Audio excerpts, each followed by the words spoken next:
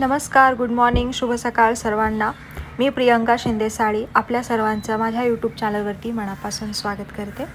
काल मी एक short video टाकला होता गुळपोळीचा, म्हणजे शेंगदाण्याच्या पोळीचा। हे सारण मी अगोदरच बनवून ठेवले, त्यामुळे मी तो व्हिडिओ शूट नाही केला।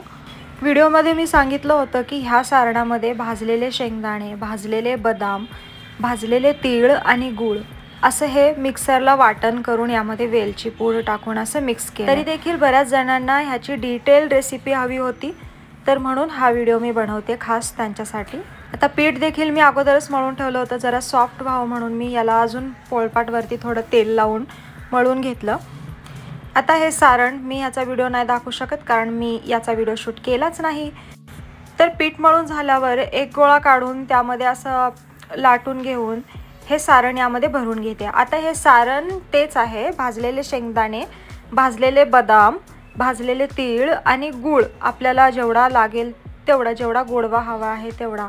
जसं की मी आता सर्व पाव किलो घेतलंय सगळे इन्ग्रेडियंट्स मिळून, तर मी गूळ पण पाव किलोच टाकलेला आहे टोटल, कारण ह्या गोड पोळ्या चांगल्या लागतात।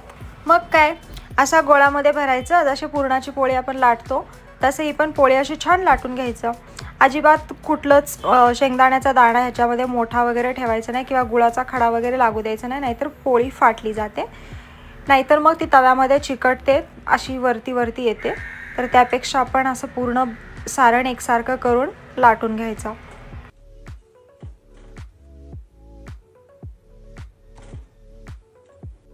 सकाळची वेळ आहे, अक्षयला टिफिन पण बनवायचा। एक साईडला मी त्याचं ते ड्रिंक रेडी करते, जे मी नेहमी देत असते।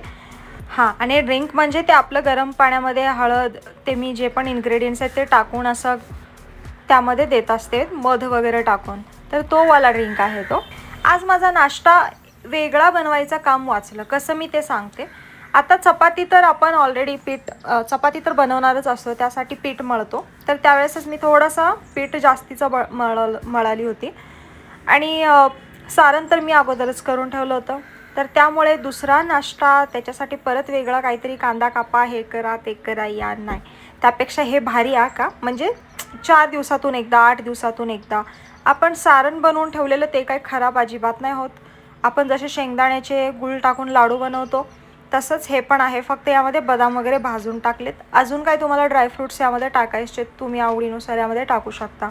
तर डब्यामध्ये मी बनवून दिली आहे, त्याचा पण व्हिडिओ मी बनवला नाही, सकाळी कामाला जायला उशीर होतो म्हणून पटापट टिफिन बनवला आणि मग दिला। तुम्हाला एक सांगू का, मी जशी खिडकी उघडते ना, एवढा जोरात वारा येतो ना, जसे की काय म्हणजे ह्या वाऱ्याला मला बघायचंच असतो, तसा धडपड धडपड करत असतो। मी खूप वेळा ऑब्झर्व केलं, मी खरं सांगते।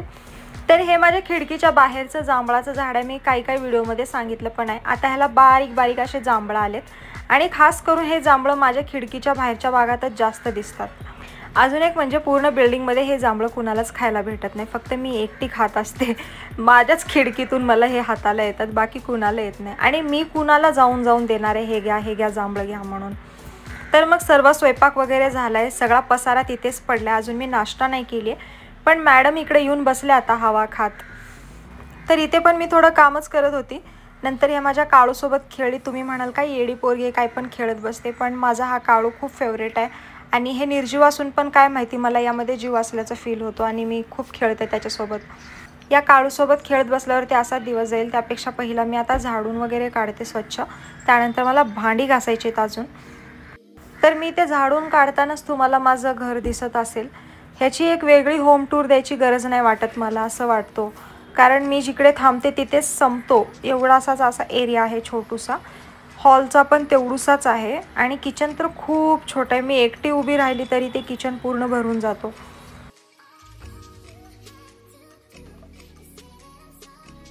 तर इथे जे अडकवलेलं आहे ना, हे आहे माझ्या रेसिपीच्या व्हिडिओज जे पण मी करत असते त्याचा हा स्टँड आहे।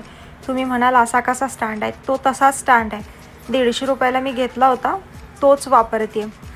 काही दिवसापूर्वी मी एक व्हिडिओ बघत होते, त्यामध्ये सजेस्ट करत होते नवीन क्रिएटर कोण असतील तर हा स्टँड आहे, ह्याची प्राईस ही आहे, हा माईक आहे, हा इतक्या रुपयामध्ये आहे। मी खरं सांगते, जर तुम्ही तुमच्यापैकी कोणी क्रिएटर्स असतील आणि तुम्ही हे विचार करताय की मला चॅनल ओपन करायचं आहे किंवा मला करायचं आहे वगैरे वगैरे, अजिबात कधीच सुरुवातीला पैसा एवढा घालायचा नाही। ट्रायपॉड हे मोठमोठे जे वेगवेगळे असतात ना, जे एकदम परफेक्ट प्रोफेशनल ज्याला चालू करायचं आहे, जर तसं काय असेल तर नक्कीच घ्या तुम्ही.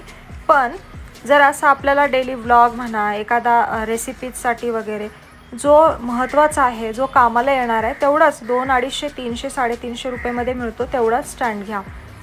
आणि दिवसाच्या लाईटमध्ये जर व्हिडिओ काढत असाल तर रिंग लाईटची तर अजिबात गरज नाही पडत. मी कधी घेऊन ठेवलेली, ती अजिबात कधी कामाला आलीच नाही ती रिंग लाईट. हे बघा किती उजेड आहे, मी एवढी काळी तरी गोरी दिसते एवढ्या उजेडात, पण रिंग लाईटची काय गरज आहे. आणि दुसरं म्हणजे माईक. माईक हे कधी लागतो, जर तुमच्या मोबाईलचा काही खराब आहे आणि तो आवाज व्यवस्थित काही जातच नाही किंवा रेकॉर्ड होत नाही, तर त्यावेळेस माईकची गरज लागते. मी अजूनपर्यंत माईक नाही वापरत. असा फोन पकडते आणि असाच व्हॉइस ओव्हर करते. फक्त आपल्या आजूबाजूचा जास्त आवाज येत असेल तर खिडक्या वगैरे लावून घ्यायचा आणि मग व्हॉइस ओव्हर करायचा. आणि जर तुम्ही ऑन द स्पॉट व्लॉगिंग करत असाल, म्हणजे तिथल्या तिथं बोलत असाल डायरेक्ट, तर मग एक माईक घ्या. तो पण 350-400 रुपयाला फ्लिपकार्टवरती मिळून जातो. ओके, लय झालं आता बोलणं. माझं इकडं भांडी घासायचं काम चालू आहे. मला भांडी घासायला अजिबात आवडत नाही, पण मला घरामध्ये खरकट आणि पसारा तर अजिबात नाही आवडत, त्यामुळे मला क्लीन करावा लागतो.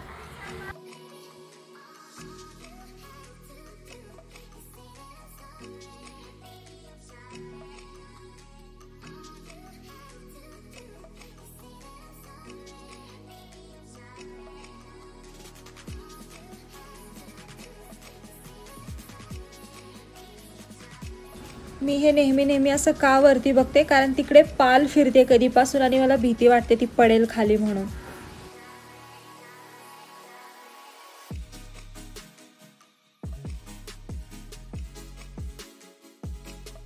अजून एक म्हणजे जो पण व्लॉग मी दाखवते ना, तो पूर्ण 100% ॲक्युरेट नसतो बरं का. टाईम नसतो ॲक्युरेट, काहीच नसतो. तर तुम्ही माझ्या व्लॉगवरती पूर्ण विश्वास नका ठेवत जाऊ, मी तुम्हाला सांगते. कारण मी पूर्ण दिवसभरामधून 1 मिनिट व्हिडिओ काढते सकाळी, 1 मिनिट दुपारी, 1 मिनिट काम करताना, असं संध्याकाळपर्यंत. बघा, मी तुम्हाला खरं सांगितलं, हा आता संध्याकाळचे 6:30 वाजलेत. अक्षय आला घरी आज जरा लवकर आणि आता वेळ झाली आहे दिवाबत्तीची.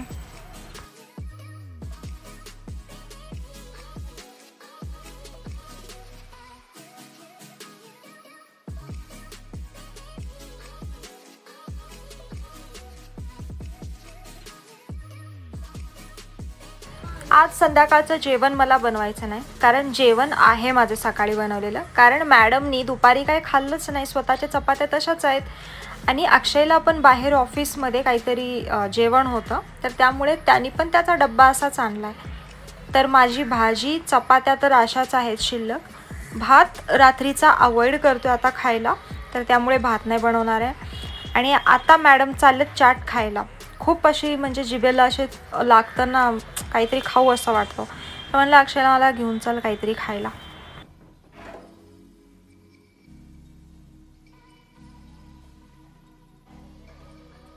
मी पण फेस वॉश करायला हवं होतं, ते वाटतं असं झोपेतून उठल्यासारखं, पण मी झोपून नाही उठलेली आहे.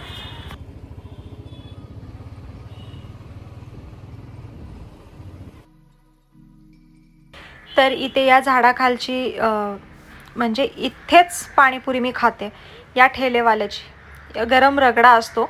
मला बुंदीवाली पाणीपुरी अजिबात नाही आवडत, मीडियम रगडावालीच पाणीपुरी आवडते खायला.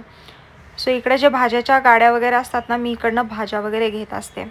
तर तुमच्यापैकी जर हा एरिया कुणाला ओळखीचा वाटत असेल तर मला कमेंट करून सांगा. थोडंसं पुढे गेल्यावरती हा आमचा छत्रपती शिवाजी महाराजांचा पुतळा आहे इकडे. त्याच्या अजून पुढे गेल्यावरती कर्वे पुतळा येतो. सो असा हा माझा फेवरेट रोड आहे. इकडे माझी ब्रांच होती महाराष्ट्र बँक, आणि इकडे पण.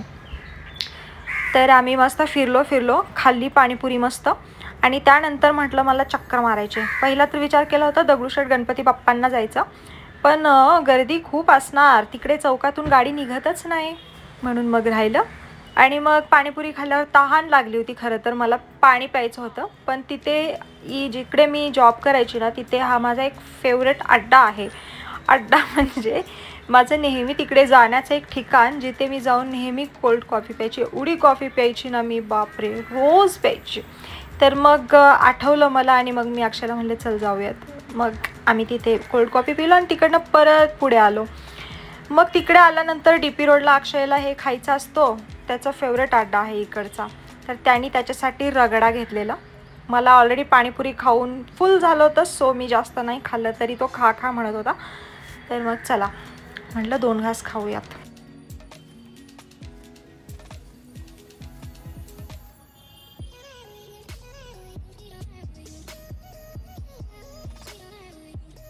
मेकअप करायलाच पाहिजे व्हिडिओमध्ये असं वाटतं मला. सो एनिवे गाईज, मी आली आहे परत घरी. हे आमच्या आता मगाशी भांडी घासून ठेवली होती, भांडी वगैरे सर्व तसंच आहेत. तर आता हे सर्व आवरावरी करून संध्याकाळी तर काय बनवायचं नाही, जेवण वगैरे गरम करून घेणार. आणि मेन म्हणजे सकाळी मला गवारी मेथी वगैरे जेव्हा डब्याला बनवायचे असते तेव्हा खूप वेळ होतो, म्हणून मी रात्रीच हे करून ठेवायचं प्रिफर करते. तर मस्त TV बघत बघत मी इकडे गवार निवडायला घेतले. अक्षयला म्हटलं जरा कॅमेराचा ब्राईटनेस वाढव, मी काळी दिसते, तरी पण त्यांनी नाही वाढवला मुद्दाम. तर ठीक आहे. तर असा होता माझा आजचा दिवस. कसा वाटला मला एक कमेंट लाईक करून सांगायला विसरू नका.